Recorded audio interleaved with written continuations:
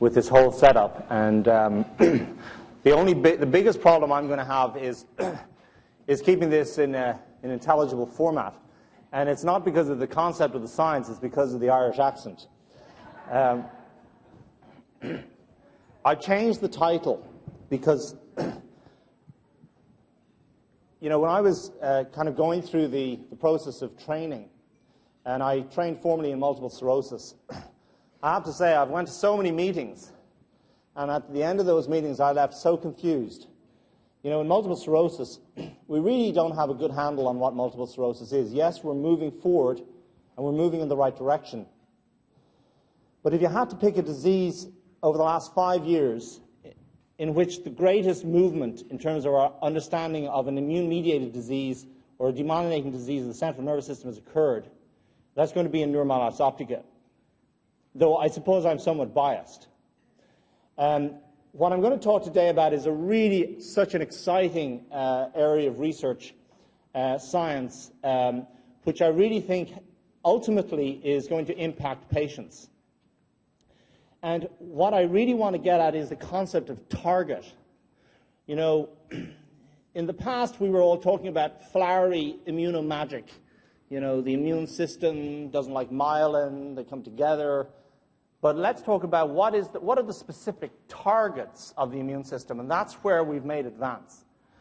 You know, for example, if you take autoimmune neurology, let's talk about some diseases where we know the target. Well, myasthenia gravis, acetylcholine receptor, is the target. Voltage-gated potassium channel autoimmunity, that's where the immune system attacks the voltage-gated potassium channel. Ganglionic acetylcholine receptor, antibodies against that receptor cause autonomic dysfunction. Patients, when they stand up, they faint. And now we have a target in a demyelinating disease. And who would have thought that the target would be in an astrocyte, not an oligodendrocyte, not in myelin? And so what I'm going to do is I'm going to walk you through how we've got to this point. And I'm going to show a lot of fancy pictures. But hopefully we can just enjoy a kind of a walk through what's happened and just get a sense or a flavor of the science behind what's been going on. Now, to start off, I want to make a point. I'm only one of a whole group of people at the Mayo NMO Consortium. And first of all, I want to recognize the people that I work with. Vanda Lennon, who is a pioneer in this area and really identified the NMO-IgG, Brian Weinschenker, Claudia Lucanetti, and Dean Wingerchuk. And these are the people that I work with. This is not my work. This is a collaborative group effort. So this is just to give you an example of some other channelopathies. In other words, what we're talking about is the immune system directly attacking a channel resulting in a disease. So we've got myasthenia gravis. That was the first one. Dysautonomias. This is the ganglionic acetylcholine receptor antibody. You don't need to know. It's just to give you a flavor of what we're talking about here. Lambert-Eaton syndrome, these are patients that have lung cancer and they develop antibodies against the calcium channel and they develop weakness in their legs. And now we have relapsing optic neuritis, NMO, and relapsing LETM. It's kind of confusing because as far as I'm concerned, if you have relapsing LETM or relapsing optic neuritis or NMO, you've basically got an immune-mediated disease against the water channel protein. So I would prefer to consider these diseases as autoimmune aquaporin-4-opathies. We've got CNS hyperexcitability disorders. This is where you have antibodies against the voltage-gated potassium channel antibody. So you can see how we're moving forward in terms of identifying the target. And if we know the target and we can understand how the disease happens, then we can begin to design drugs that are specific for the disease rather than drugs that affect the immune system. So what's the core definition of neuromyelitis optica? Optic neuritis and a long, extensive lesion in the spinal cord. And you can see here this long lesion in the spinal cord. Devick, in 1894, defined what Devick's disease is. And I'm not going to mention Devick's disease again, because Devick's disease is not neuromyelitis optica. Devick described a different disease. Devick described a disease where there was bilateral optic neuritis and myelitis, that they occurred simultaneously or in quick succession. Most people with neuromyelitis optica don't have monophasic neuromyelitis optica. They have relapsing neuromyelitis optica. They develop an optic neuritis, it gets a bit better, or it causes a problem. Then they develop a longitudinal extensive myelitis with difficulty moving their legs. That gets a little bit better. Then they get, it's a relapsing condition. So actually the disease that Devick described is a different disease. So I don't think we should be calling the disease Devick's disease. I think we should be calling the disease either neuromyelitis optica spectrum disorder, or in the case where you have antibodies against that channel, then we're talking about an autoimmune Aquaporin-4 Channelopathy. These are the evolving concepts of what NMO is. It's a relapsing course in 95% of cases. And the characteristic feature in MRI is that there's this long lesion. Adults with multiple sclerosis don't get long lesions in their spinal cord. If you have a patient that has a long lesion in the spinal cord that's greater than 3 vertebral segments, think about something else. There's a caveat to that, and it's in children, and I'm going to get to that. Oligoclonal bands may be negative, but sometimes they're positive. But the long lesion of the spinal cord, that is the most sensitive clinical radiologic sign of neuromyelitis optica. There's distinctive neuropathology. The neuropathology of neuromyelitis optica is different to that of multiple sclerosis. Neuromyelitis optica is different to multiple sclerosis. And then we have this specific biomarker. So you've seen some of these slides already. But actually, even going back to 2002, remember the antibody was first published in Lancet in 2004, we kind of knew that this was an antibody-mediated disease because Claudia Lucanetti had said that she really felt that this was a humoral disease, an antibody-mediated disease, because this is antibody. Now, at this time, we didn't know that it was antibody against the Aquaporin-4, but it was just antibody. And look at the antibody around the vessel. And here is complement around the vessel. So actually, even back then, the suggestion was that this is an antibody-mediated disease and it acts through the activation of complement.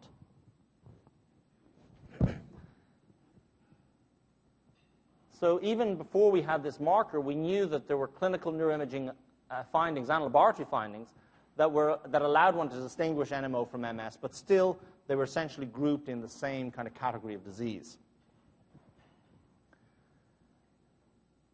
And this is what we saw. So basically what happened was that Vanda Lennon and Brian Weinshanker were at a meeting. Brian had presented a lot of this data, and Vanda went up and said, this is an antibody-mediated disease. Let's look for the antibody. So Brian and Claudia and Dean started to send serum samples to Vanda.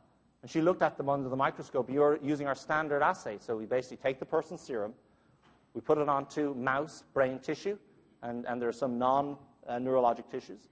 And then we incubate it for a little while. Then we put in another antibody that binds to your antibodies, to the patient's antibodies. And that gives off a color. And then we look at it on the microscope, and we saw this. And she saw this in 75% of every patient that had neuromyelitis optica. And she saw it in none of the MS patients and none of any other diseases. And so she realized that, I've got a marker of this disease. And she showed then that if you take patients with neuromyelitis optica, about 70 to 80% of these patients will have the antibody. If you take patients with multiple sclerosis, classical multiple sclerosis, none of the patients will have the antibody. And we found that about 4 to 5% of patients with an optic spinal type MS had the antibody.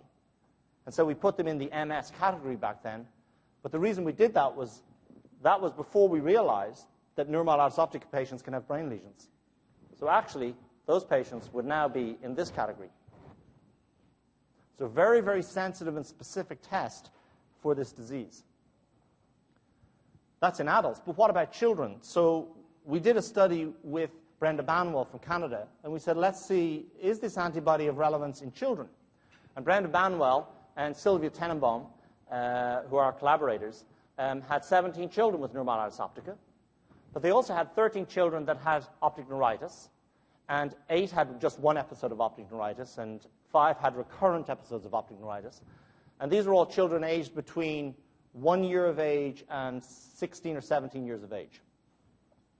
She had 13 patients that had transverse myelitis, 3 ADEM cases, but there were ADEM cases that kind of looked a little bit like NMO because they had long lesions in the spinal cord, and she had 41 cases of classic relapsing-remitting MS. So she sent us the blood samples, and we tested them, but we didn't know what the diagnoses were. So we were completely blinded. And what we found was that if you have recurrent NMO in your child, 7 of the 9 children with recurrent NMO were positive for the antibody. Okay, so that's about 80% sensitivity. For children that just had monophasic NMO, they just had the optic nerve disorder and the spinal cord problem came on at the same time, those patients, only 1 of them was positive. So it appears that the antibody is indicative of a relapsing neuromyelitis optica. Interestingly, though, none of the relapsing-remitting MS patients had the antibody. You can see here all were negative. And of the transverse myelitis patients, all were negative, except 1 child that had recurrent longitudinal extensive transverse myelitis. So it would appear that the antibody is of relevance not only to adults, but also to children.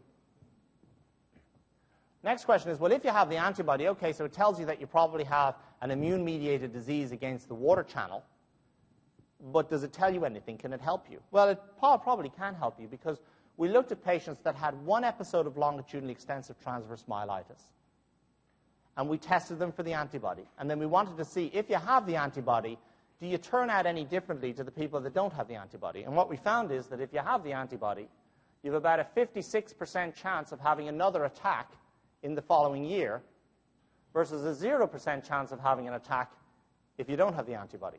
So the antibody, the presence of the antibody in the setting of 1 episode of a long lesion in the spinal cord predicts relapse. It predicts attack. So if you have a long lesion in your spinal cord and you're antibody positive, that's somebody that I'm going to treat. I'm going to immunosuppress them because I'm going to want to prevent the attacks. Because in neuromyelitis optica, you get disability from the attack, whereas in MS, you get disability from the progression of the disease. Attacks are not nice, but it's the progressive neurologic disability you get in MS. Different disease, different natural history. So we know now that NMO-IgG detection basically aids NMO diagnosis. It excludes the possibility of classical multiple sclerosis. It predicts relapse. We've just looked at patients that have recurrent optic neuritis. If you have had recurrent optic neuritis and you have the antibody, you have a high likelihood of having another optic neuritis or developing a transverse myelitis in the following year versus if you don't have the antibody. And that just came out in neurology. And it also justifies early initiation of immunosuppressant therapy rather than MS-modifying therapy. We treat neuromyelitis optica with antibody-depleting agents. Okay? And as many of you know, unfortunately, it's kind of concerning because everything we do in neuromyelitis optica is based on a frightening number of patients. So the arguments for using azathioprine or Imuran, which would kind of be considered the first-line treatment for NMO. Does anyone know how many patients that's based on? 7. Standard treatment, though, just because we don't really need evidence, it's the standard, because it's tradition. It's the way things are done. But the standard treatment is probably azathioprine and oral steroid. But then some of you have probably heard that rituximab looks like a good potential treatment for neuromyelitis optica. There are many patients that we treat and are being treated with rituximab. That's based upon how many patients? 10. So we need bigger studies and better studies, but generally the objective is to deplete the antibody since we think the antibody is causing the disease, and the whole next half of my talk is going to be on showing you the evidence that the antibody is actually causing the disease, because they don't have absolute evidence. Well, what about the brain? Because traditionally, neuromyelitis optica was supposed to be optic neuritis, transverse myelitis, but the brain is spared. Well, these are some traditional concepts that are wrong. Neuromyelitis optica generally is a relapsing disease, and the optic nerve problem and the spinal cord problem do not come on at the same time, generally. Severe course, it would appear so. It's a more severe disease than multiple sclerosis. Brain is spared? No. We looked at all our cases of neuromyelitis optica, and we found brain abnormalities in 60% of patients with neuromyelitis optica. Extremely rare. It's certainly a rare disease. It would fit within this concept of a meeting. But we're detecting 60 to 70 new cases per month in our neuroimmunology lab at Mayo. And many of these patients were misdiagnosed as being multiple sclerosis. So it's important because at least we think the treatments are different. We have to prove that, though, because we don't have good studies. And the problem is a lot of the drug companies, they're not really interested in the rare diseases. And that's exactly the whole, what Doug Kerr was talking about earlier, is that bringing these rare diseases together, we might get some impetus. We also found in the studies that it wasn't necessarily just non-specific lesions that one would see on the brain scans, but we actually found that in 10% of the patients, they had very specific types of lesions. And this is what they look like. So here you can see in the little orange dots I've put where Aquaporin-4, which is the water channel, where the water channel is distributed in highly expressed. And you can see this is the area here. And then if you look at where the lesions are in the brain, they literally follow the distribution of the water channel. Okay, so this is, you can see all the signal abnormality up in the hypothalamus, thalamus. This is around the fourth ventricle here. And it's really interesting. A lot of patients, or at least we've seen a lot of patients, well, first of all, there's been a lot of studies on nausea and vomiting in people that have neuromyelitis optica. And actually, I've had patients who presented to me with just persistent nausea. They've been going to the gastroenterologist. They've been having scopes up, scopes down, scopes in, scopes out, you name it. Couldn't figure it out. They had neuromyelitis optica. They were presenting with nausea and vomiting because they were getting inflammation around their fourth ventricle. We figured it out when they came back with the optic neuritis. And then about a year later had the longitudinal extensive transverse myelitis. So nausea and vomiting can actually be a presenting symptom of neuromyelitis optica. So in adults, optic nerve, spinal cord predominantly affected, but brain can be affected radiologically, but generally, apart from the nausea and vomiting, generally, people with neuromyelitis optica or spectrum disorders don't generally have brain symptoms, but that's not the case for children. So we looked at every child we'd come across in our neuroimmunology lab that was NMO-IgG positive. And we said, what do these kids look like? Well, 98% of them had recurrent optic neuritis or a long lesion in their spinal cord. So they fit nicely. But 45% of them had other things. 45% of them had brain symptoms, symptoms referable to the brain. 10% of the children presented with encephalopathy. Now, nobody's ever discussed or mentioned the concept of encephalopathy in the setting of NMO spectrum disorders. Those children were diagnosed with ADEM. They didn't have ADEM. They had an NMO spectrum disorder. They presented with encephalopathy, raising big concerns about the current diagnostic criteria for ADEM.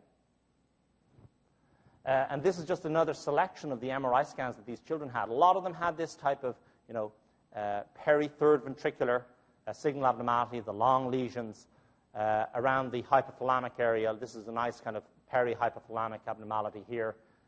This is the optic chiasm, where the optic nerves come back and cross. And here, some of them had very unusual kind of things. Here's this kind of like a radial signal abnormality coming out from the ventricle. And this child had signal abnormality in the temporal lobe and presented with a seizure. But they all went on to develop the fairly standard classical presentations of NMO with recurrent optic neuritis and transverse myelitis.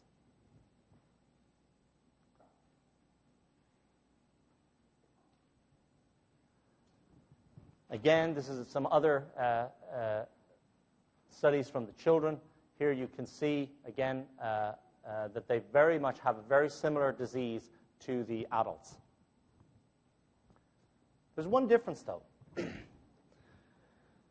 Because I had been getting up at meetings saying, if you have a long lesion in your spinal cord, that's not MS.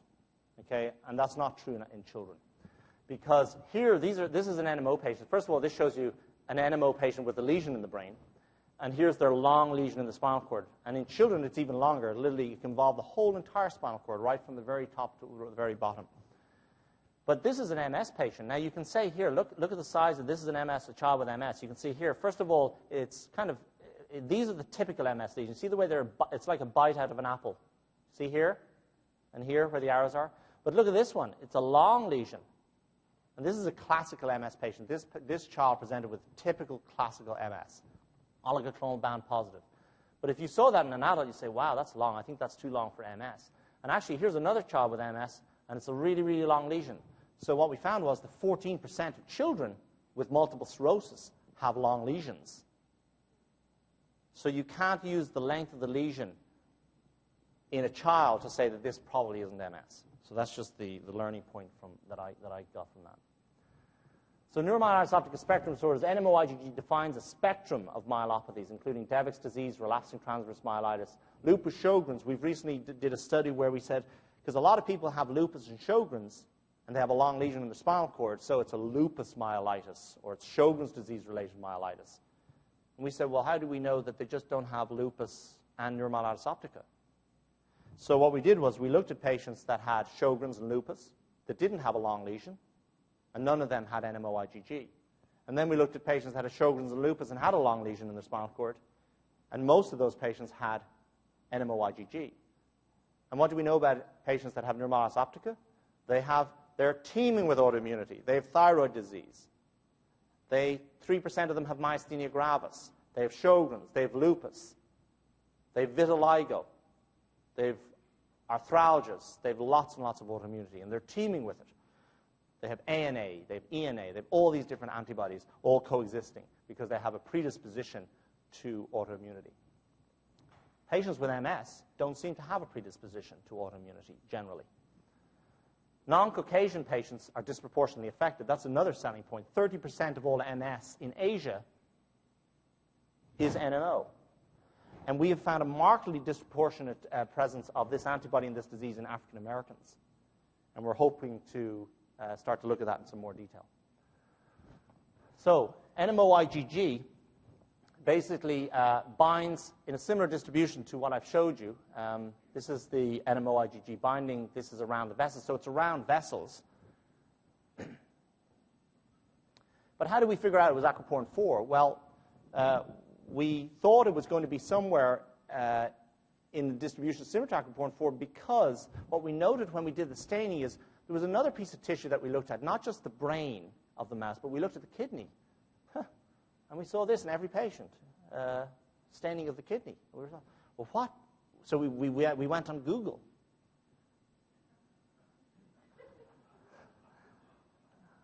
No, Van der Leyen would kill me if I said that. So Van der Leyen figured out that it was going to be somewhere. It was an antigen that was expressed not only in the kidney, but we also knew the specific type of tubules that it was, and also expressed in the brain.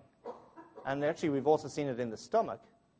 And so by looking at where the antigen was, Van der Leyen and Tom Kreiser figured out that it was probably going to be the aquaporin-4 water channel. And so what did they do? They took this is the patient, and this is the staining pattern we saw in the tissue. Then we got a commercially available antibody against the aquaporin-4, and it's exactly the same. So we said, oh, and then we merged them, and they're exactly the same. So we knew that the commercially available antibody was specifically directed towards aquaporin-4. When we compared that with whatever antibody the patient had in their serum, they were identical. But we knew that the research community wouldn't believe us. So we had to go many, many extra steps.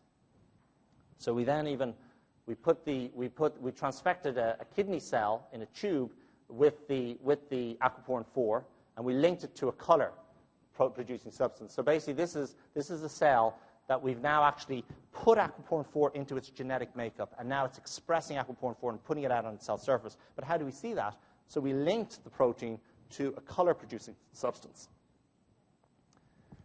And then what we did was we showed that if you do that and you take a control patient, there's no staining. It doesn't bind to the water channel that's now on the surface of the cell. But if you take the patient's serum, this is a patient, it binds. And it binds just pretty much identical to the way a commercially available antibody that specifically is directed towards aquaporin-4 binds. And this is what the aquaporin-4 is. It's a water channel that pumps water in and out of cells. It's located in the astrocyte, at the astrocytic foot process. But how do we know that the antibody is not binding to something that's linked to aquaporin-4? You know, it could be that, yes, it's co-localizing, but it's co-localizing. It's not directed against aquaporin-4. It could be directed against this, or this, or this, or this, or this. How do we know? So we did experiments, and we proved that it is, in fact, directed against aquaporin-4. So I'm going to move a little bit quickly now to the ultimate question. Is NMO-IgG, is the antibody in patients that have NMO, is it pathogenic? Is it causing the disease? And the answer at the moment is we don't know, but we're developing or gaining evidence to suggest that it does. So first of all, pathologically, if you look at MS and NMO, interestingly, I'm just going to focus you here. If you look at the aquaporin-4 expression in the lesions of patients that have MS, aquaporin-4 is increased. Okay? If you look at the lesion of a patient with NMO, early NMO, aquaporin-4 is gone.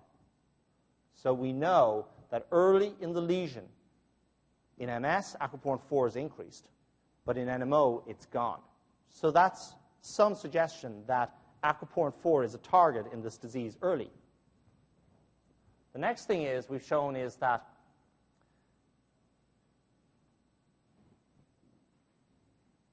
you take your cell, you make it express aquaporin-4, and you can see the aquaporin-4 in the cell because it's linked to this color, which is green.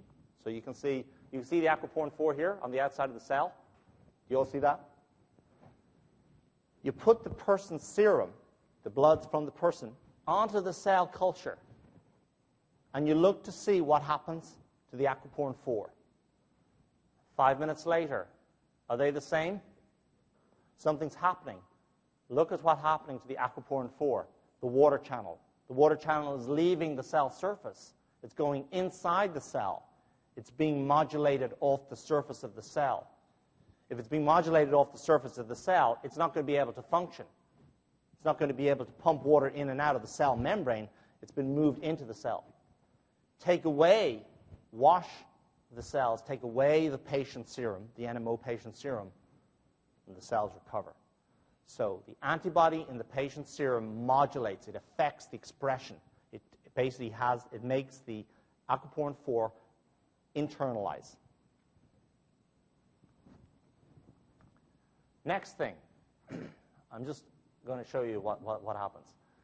So here we have a control patient serum. So this is a patient that does not have NMO. This is an NMO patient. If you put the patient's serum onto the cells in the presence of inactivated complement, the complement that cannot be activated, nothing happens as one would expect. But even with the NMO-IgG patient serum, when you put the patient serum on, nothing happens because you've got inactive complement present. But if you use active complement with the control patient, nothing's going to happen, okay? But with the NMO-IgG patient, when you put that patient's serum onto the cell in the presence of active complement, you activate complement. Complement is activated. And you can see that because this is a marker of activated complement, C9neo. You can see the complement is activated around the cell surface. You can see the red and the green co-localize, yeah? Can everyone see that, or is that too difficult to see? So what? What happens? You put the patient's serum on, it activates complement, so what? If you activate complement, you lesion the cell. You kill the cell. And this shows you, it's hard to see, but basically this is the normal situation. But here, when you lesion the cells start to bud off. They start to leave the membrane. That's injury. And then we can actually look at the injury because we look at how many of the cells take up propydium iodide. And you can see here that in the presence of the antibody, in other words, the presence of the patient's serum and activated complement, you get dead cells. The astrocytes are dying. Now, obviously, this is a HEC293 kidney cell, but we've also essentially shown this in astrocytes. So I'm just going to finish up very briefly, just to show you some pictures. So how would, if you attack an astrocyte, why would you get demyelination? Well, actually, astrocytes, this is the astrocyte. Actually, astrocytes are in very close proximity to the axon of the neuron. They actually put their processes around the internode. Remember, our impulses jump along the myelin, the internodes, between the myelin, they jump. And the oligodendrocyte, or the astrocyte, which we think is the target cell in the nervous system for NMO, is sitting around the nodes. And it's also interacting with the astrocyte. And we know now that astrocytes have a major important role in the control of the microenvironment and in the health of the nervous system. And here we show that aquaporin-4 sits right around the node. So this is a sodium channel stain that shows you the node. In between the myelin, you have nodes. Your impulse is jumping from node to node. And at the node, the aquaporin-4 is literally sitting right around the node. Here's the astrocyte. The astrocyte expresses the aquaporin-4. The aquaporin-4 is around the node. You target aquaporin-4, you knock out the astrocyte, you're going to cause problems in the neuron, and you're going to ultimately, potentially, at least we hypothesize, result in demyelination. So that's it. These are the summary conclusions. We're really at a very important point in understanding these diseases. We have a target. I've only showed you some of the research that we're doing, but we're really moving forward at a rapid rate. And I think we're really going to have a very good handle on this disease in the next few years. Our ultimate goal is obviously to cure the disease, but we're making really fast headway in this. So thanks very much for your attention.